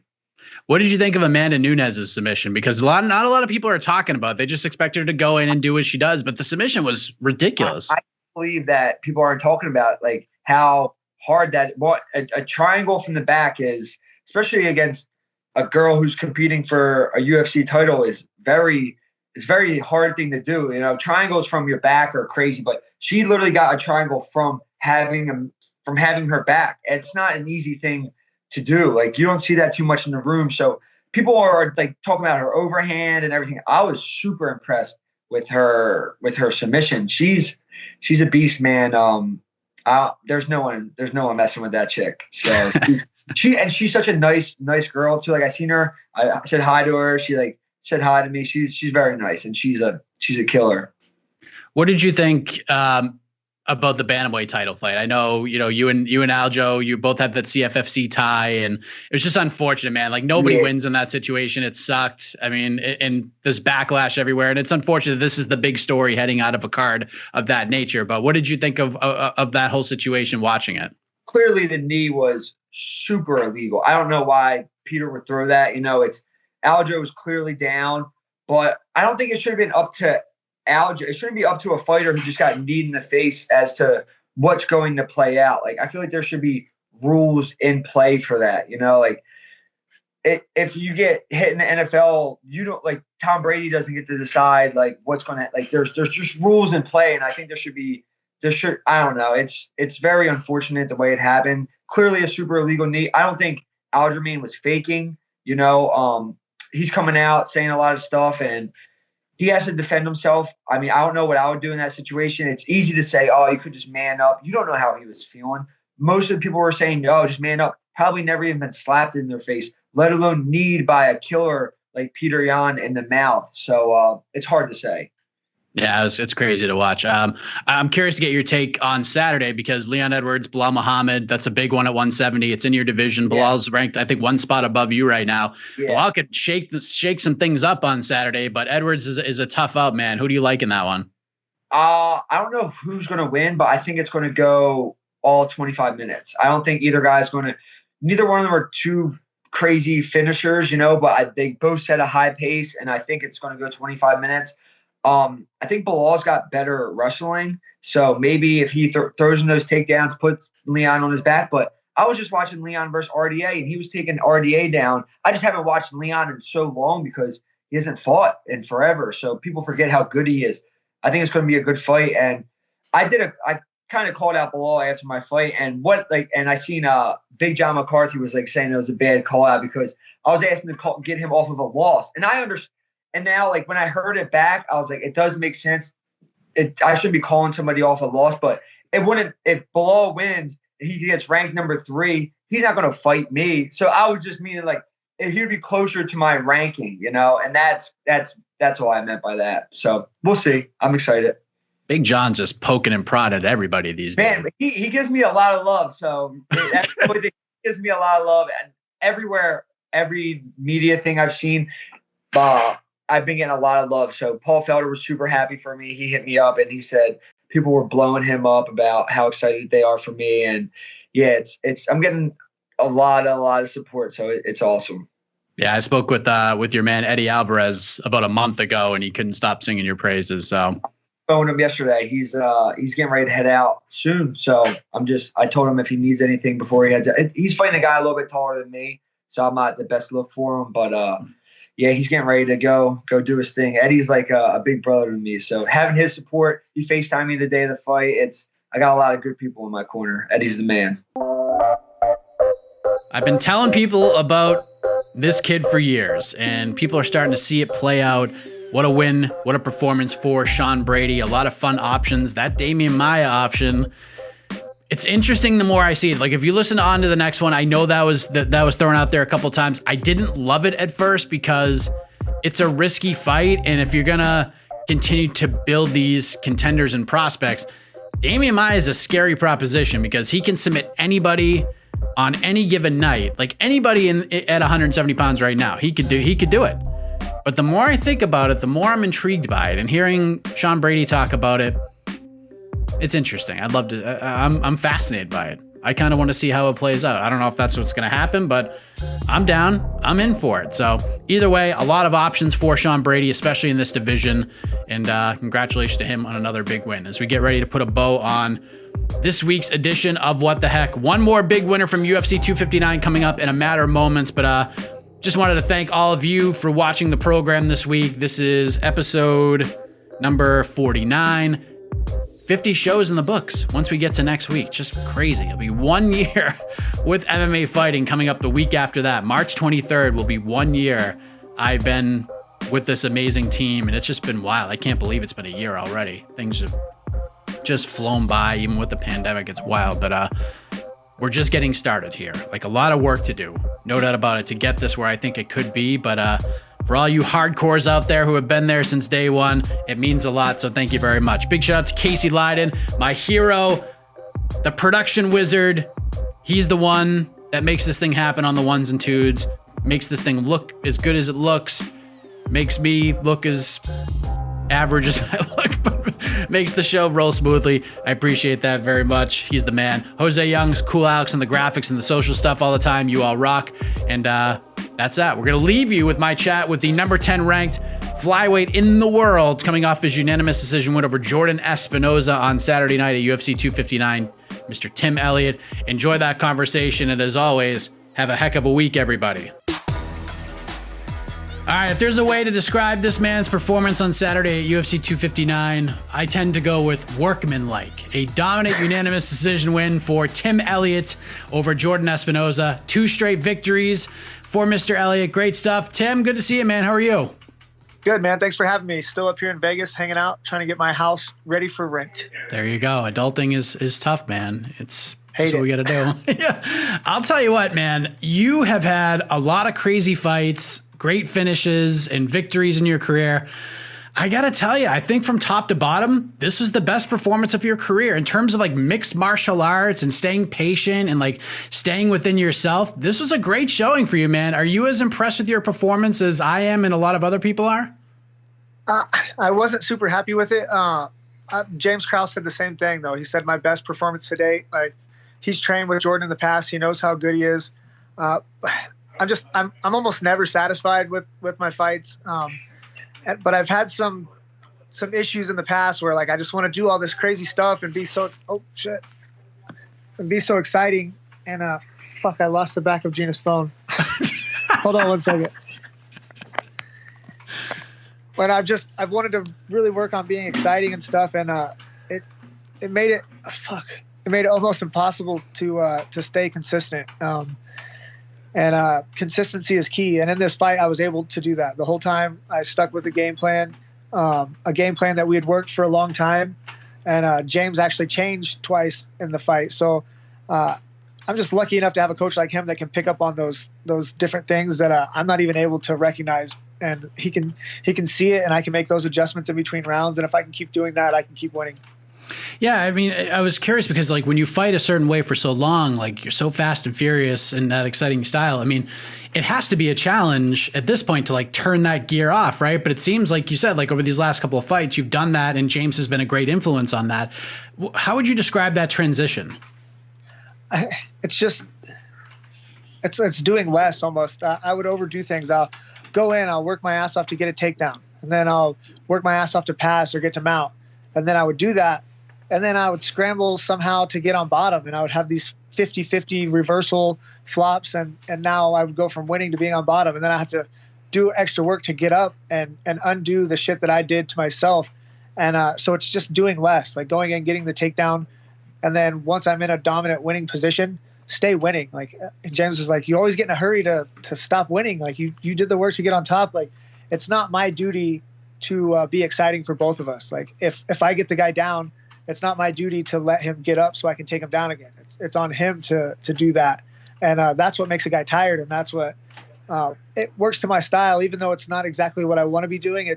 It still adheres to my style in the sense that I'm controlling and still having fun, because winning is fun. So, you want to be exciting, or do you want to be consistent and win? And I'm going to always have that little exciting factor. But at the same time, I need to like add some of that like winning, James Krause shit. And I'm able to do that. I trust the guy, so he's easy to listen to. I'm a soldier. I shouldn't be in charge of anything. But if you tell me what to do, I can take orders well. I could do anything if I have somebody standing over me telling me what to do and how to do it. And James has no problem being that guy. Yeah, I felt like you guys like shared a brain on Saturday, like you were in tune with everything he said, but at the same time, like it was still very personalized instruction. Like he still in a way let you be you. Even like when you got cut in the third round, like when he told you to like bleed on his face, you just flowed right into it. Almost seemed like that's like almost exactly what you were thinking in a weird way. Like, can you explain like that moment, that flow you guys have, that zone that you just seem to be in with each other at certain points? Yeah, man. It's again, I think it's trust. Like I haven't had control of anything this whole entire camp. Like when I got to Kansas City, first it was just, hey, come down for 2 weeks, get ready for the Benoit fight. We don't have a lot of time. I came down and I was like, yeah, I'm going to come back and forth through my camps. And James was like, no, you're not. He's like, either you're going to come down here and you're going to be on the team, or you're not going to come here. And so like, of course I moved there. And as soon as I got there, I drove from Las Vegas to Kansas City. I got to Kansas City at time for 10 o'clock practice. And when I went into 10 o'clock practice, James was like, this is your schedule. These are the practices I want you to do. This is the strength and conditioning days. These are when you show up for your privates. And this is your nutritionist. This is who you're working with now. So I'm like, okay, perfect. No problem. So I had everything structured and laid out for me to win this fight. And all that comes with trust. And then twice during the fight, the game plan changed. We worked staying left-handed the whole time, southpaw, trying to shut down his jab hand. And we worked not shooting open mat takedowns, putting him up against the wall and taking him down up against the wall. In between the first and second round, James was like, yo, the wall shit's not working. I want you to take an open mat takedown. So right away in between first and second round, bam, open mat takedown, I'm on top. In between the second and third round, he says, hey, we need you to close your stance. You've been staying southpaw. That head kick's coming. That's the only way he can beat you now is a knockout, something crazy. So I need you to close the stance, turn to right-handed, and fight from there, and still with your open mat takedown. Made that adjustment, got the takedown right away. It's so easy to do what he says because you know that he knows what he's talking about, not just as a coach, but as an athlete. He's the hardest working guy in MMA. He's coaching, he's training, he's a dad, he's a husband. Like he does it all. And like, he's the ruler in the gym and everybody looks up to him and everybody stays in line. And it's a culture there. Like we're a bunch of soldiers following our captain into battle. And it's no problem for all of us to like, just give the reins over and let him take the wheel. This sport in particular it's kind of hard to find somebody you can trust like that, right? Like, you've been at this for a while, and I'm sure you've had great relationships in the past, but to, like, you know, put your trust in somebody like this and have it sort of reciprocated, that's got to be a freeing feeling at this point in your career, is it not? It's so freeing, and it's not easy. Like you said, that's a lot. I'm putting my career, and everything. Not only that, like, we moved out of a place that we loved in a city that we loved with a team that we loved down here in Vegas and coaches that we loved. And it couldn't have been a better, smarter move for us. Like, we're with somebody it's the proof is in the pudding. Like, we're seeing the work, not just with us. Like, guys like Jeff Molina. When I left Kansas City, Jeff Molina I don't even know how many fights he had, but now Jeff Molina is one of the baddest dudes on the planet. Like, that dude tears me up in practice. Like, there's some days in the gym, there's 5 or 6 flyweights in there, several professionals, but even the amateurs. Some days I'll go in there and I'm the 4th or 5th or 6th best guy in there. And, like, it was hard for me at first to go in there and have that happen. And then closer to the fight that it happens, I'm like, good, man. If I'm the best little guy in the gym, then it's time to, like, find other guys to come in or have to bring little guys in. And our little group of guys is so good that it just alternates. Who's better that week? Who's better the next week? And, rarely am I the best guy in there. And it's awesome. Jordan is a talented guy. Like, he's been trying to break out for a while now, but it just hasn't happened for him, despite being a great athlete and having a lot of skill. Just putting it all together is a very different thing altogether in this sport. I mean, it's just how it is. I know he used to train at Glory and James worked with him, but had you trained with Jordan before? I never have. And honestly, when the fight first got brought to me, he was training with James. And I called James like, yo, I'm thinking about fighting this guy. And James was like, oh, he's here training with me. So I asked for the fight, and the fight was, as far as I knew, it was going to go through, and then it didn't happen. So I assumed he, just turned it down. And then when I went to train with James after the Benoit fight, he was like, yo, we're going to go after this kid again. And I was like, well, if he's going to come here and train, like, I don't need to fight him. Like, I'd rather have him as a training partner. And James was like, no, he had his chance to come here and train, and that's a good fight for you. So I feel like I had some insight. I had a bunch of guys that had already trained with him. He was in Kansas City for a while. The other coaches worked with him a little bit. And, everybody has the opportunity to come train with James Krause. And for me, I feel like it's a cheat code. Having my manager and my coach is almost a cheat code in the game, because we automatically get respect, and I get put on the level because he's on the level. So, like, just trickle down from him. Like, my life is going better and Gina's life is going better. And we're both winning fights now. And it's not a coincidence. And we had to give up everything and change everything in order for that to happen. And it's anybody can do that. It's hard. It's hard to risk everything, on a coach. I've done it before. I did it with Robert Follis in the past, and then the guy killed himself. So I had already moved away from a coach that I loved to go train with a guy, and I gave up everything to go train with a guy, and then he committed suicide. And it took a long time for me to get over that. And then to give up again and give up a house that I love and move and do all this over again it was a scary thing. But again, like, everybody has that opportunity, and you just have to jump on those when they come. And I was lucky enough to have a wife that was ready to pack up and go as soon as I said, and now we're there, and things couldn't be better. Of course, the performance was great, the win was great, but you get yourself a winning streak cooking for the first time since The Ultimate Fighter. And before that, in terms of, like, fights actually counting on your record, since you were in Titan FC, and I remember that run you went on there. How does it feel to, like, have a couple of wins under your belt, like consecutive victories?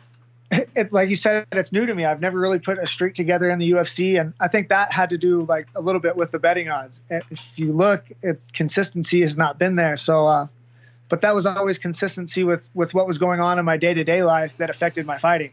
Now the consistency is I'm training. I have a set schedule. I know exactly what I'm going to be doing for the whole camp. I knew exactly what I was going to be doing every single day. There wasn't a day where I was like, oh, what am I going to do today? I didn't have that. I knew what I was going to do.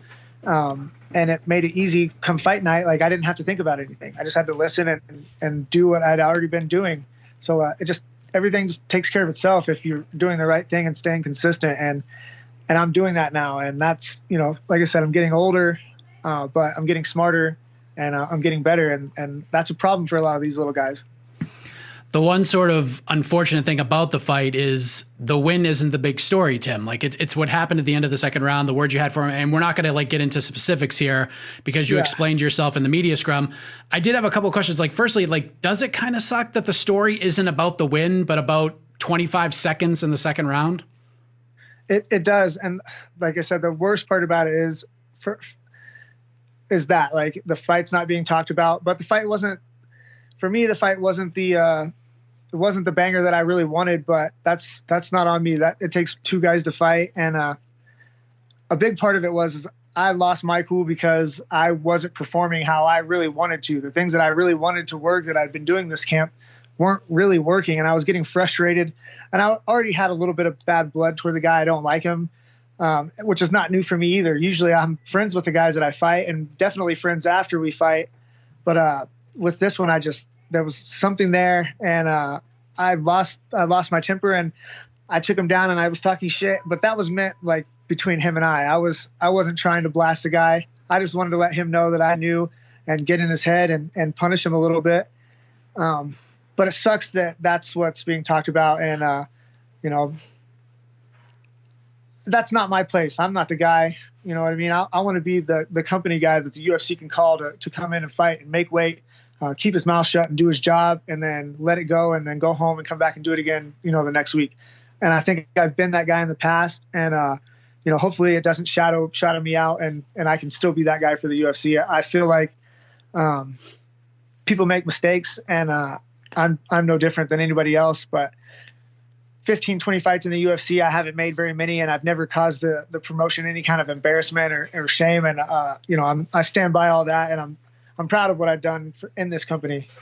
Yeah, I mean, it's a fight. Things happen in the heat of battle. I get it. Can I ask you what like the beef was before all of this? Like, what was the issue you had with him? I received a couple different messages from people, and like just saying like, "Oh, this guy's not a good guy." And then he also trained with some of the guys in Kansas City, and there's just rumors going around about how he trains with girls and things that he does. And I'm a little guy. I train with girls all the time. My fiance, she fights in the flyweight division. I have a daughter. I just kind of lost my cool thinking about all those things. And that just shows my head wasn't in the fight. That's not things I should be thinking about during the fight. I got to focus on, fighting and winning and doing my job. But again, it's just, I'm a guy who's surrounded by women that I love, and I just lost my temper.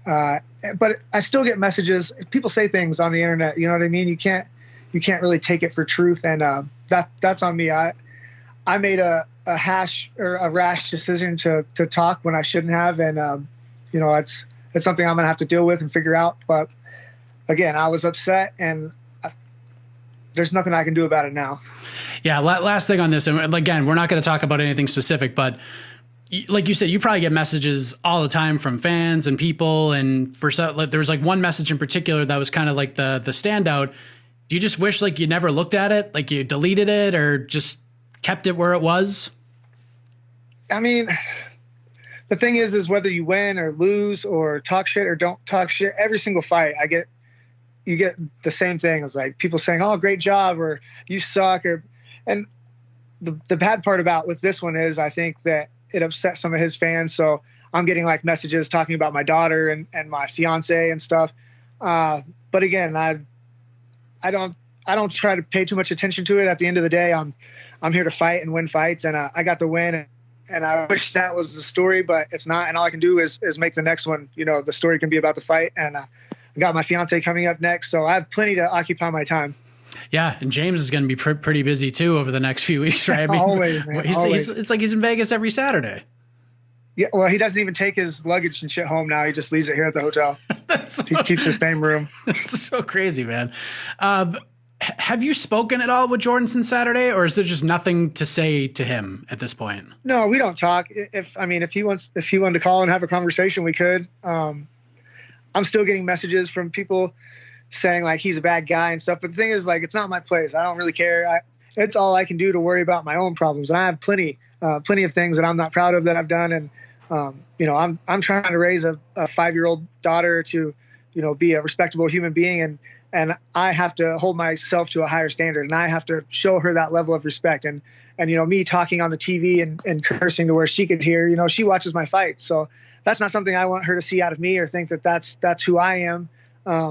Whether he did what he did or didn't, like, I have to control what I'm doing. And, I think there's a lesson to be learned there for myself and for my daughter and for my family and for my team and my coaches. And I'm still learning in this sport, and Saturday was no different. Well said. So where do we go from here, Tim? I mean, you jump up 2 spots in the rankings. You're in the top 10 again at 125. No shortage of exciting matchups out there for you. You got there's a fun flyweight bout coming up on Saturday with Mateus Nicolau and Manel Cape. Kai Kara France got a good win on Saturday. Just so many 25ers out there. What kind of sticks out to you in terms of your next move, time frame, etc.? Man, as far as time goes, I'm good to go, minus Gina's fight. But you're right. There's some good fights coming up. Everybody in the division right now is good. There's no like lingers hanging around. All those guys already got fired. So it's a bunch of killers, and being in the top 10 doesn't really mean anything. That Manel Cape, like, that dude's a gangster. Kai Kara France, like, there's so many good, exciting fights, but those are the ones I want. I want the exciting ones. I feel like this fight wasn't a great stylistically exciting matchup, but I think Kai Kara France would be. He's not going to stay down when you take him down. He's going to get up and try to knock my head in, and I do better with guys like that. When I'm getting hit a little bit and getting pushed backwards a little bit, it brings the best out of me. So guys like that or bonus money guys, and that's what I really like. So if I could get my ideal matchup, it would be Kai Kara France the weekend after Gina's fight. Oh, that'd be a badass fight. Of course, the title's back on the line in June, the rematch between Figueiredo and Moreno, and you've been in there with Figgy Smalls before, but the first fight was absolutely tremendous. So, from a fan's perspective, do you see the rematch going any differently? Did you see things that maybe would lead you one way or the other? Man, I don't know. With those two, they're so good. I told my dad after the Ultimate Fighter, Brandon lost the first fight on the Ultimate Fighter, so I kind of gravitated toward him and like trying to use him as a partner because he was already out of the show. I knew he was good. I called my dad right when the show let out, and I was like, this kid is going to be the champion of the world. I kid you not. The 16 seed on my season of the Ultimate Fighter will be the champion of the world. And I still stand by that. I still believe that. Not taking anything away from Figueiredo. I just think Brandon's a wild man, he's young, he's hungry. His fight IQ will get better, and I think that will put him over the edge. I see a little bit of myself in him. He almost wants to win so bad and do so much, like he almost overdoes it, and you can't do that with a guy like Figueiredo. He's so freaking good. He's going to make you pay. You make one little mistake, and he's going to make you pay for it. But I'm going Brandon Moreno on that fight, and maybe this isn't the one for him, but I promise you that kid's going to be the champion one day. He's good. Such an infectious personality too. Like he really is, man. He's a great guy. Of course, you mentioned Gina back in May. Great debut at 125 against Rachel Ostovich. She gets Priscilla Cachoeira at UFC 262. It seems like the move to 25 was a good one. What have you seen from her? I mean, obviously you guys train together, you live together and all that stuff, but what have you seen from her since the fight with Julia Avila, kind of leading towards the fight in November? Well, it's the same thing I was going through. We just had no organization in our game. And she, not only that, her diet wasn't the best, but she didn't have anybody that she really trusted or respected enough to do everything that they said. She wanted to come up here and take like the body fat test to see like what was the lowest weight she could go down to. And then James Krause messaged me. This was before the Benoit fight. And he was like, dude, give me 2 months with Gina. And just give me 2 months. And you guys can leave if you guys don't like it. And she came down there, and I talk about my camp and the organization that I went through. My camp wasn't nothing. Like Gina did a 15-week training camp where she dieted the whole time. James said the hardest schedule that he'd ever put on any of his pro fighters. Gina didn't lift a weight or do a single crunch and had an 8-pack. But she trusts James. She's seen what he's doing is working. She saw it work for me. I had 2 weeks to get ready for the Benoit fight. And when the Benoit fight got brought up, I wasn't excited about it. I trained with him before. Both times Benoit and I sparred, I think he dropped me with body shots in the second round. So like when this fight came up, I was kind of like, oh shit, this guy put the hammer on me. And I told James that. But James was like, yeah, I got 2 weeks. We got it. No problem. And, I trust him and I listen. But what Gina did was amazing. Like I could talk about my camp all day. I could not have done what quality of life, man. I'm trying to still have a beer and, smoke some weed if I want to. Not Gina. She didn't eat a cookie. She didn't have a bite of anything that wasn't on the diet. She didn't miss a single practice. Her camp was again, like I wouldn't want to do it because my quality of life I wouldn't be happy. Like it was nothing short of amazing what she did in her camp. And I feel like my old ass couldn't do that. But, she did what James said and it paid off. And now she doesn't have to do a 15-week skill building training camp. She's already knows James' system. Like all we have to do is train to beat Priscilla. And I think that she'll be put in a good spot to do that. It's got to be pretty inspiring to watch all that play out. 15 weeks of all that. She must have fired you right up. It was, well, man, I was like bitching about my camp. Like, oh, I'm tired and shit. And then like have James and Gina look at me like, man, you don't know shit. That's crazy, man. I'm actually going to be speaking with one of your teammates right after this, Grant Dawson, who's fighting next Saturday. How's he looking, man? I know he's going up to 55, but I feel like the frame's perfect for him. How's he looking right now? Man, he's a problem. Like, it's going to take a very special person to beat Grant. Like, you can't just be good and beat Grant Dawson. You know what I mean? You have to have either crazy knockout power, or crazy jiu-jitsu. He is so like well-rounded and good. And I think him making 45 was taking away from him. I don't think he was able to really perform how he should at 145. I think the weight cuts took too much out of him. They took too much time in his camp to get down to weight. And at 55, he's not going to have those problems. And he'll fill right into it. I promise you. He's going to be a big 55er. And he's a problem in this division. He really is. The performance was amazing, man. I know may not be as impressed as a lot of other people. I even spoke to Laura Sanko the other day, and she said the same thing. She thought your performance stuck out, more than a lot of people. So I thought it was one of your best. She felt the same way. James obviously felt the same way. And I think you're showing you're like a fine wine, my man. You're getting better as you age. So congratulations again. All the best to you and to Gina in camp and in the fight in May, man. All right, man. Thank you. We appreciate it. You're listening to the Vox Media Podcast Network.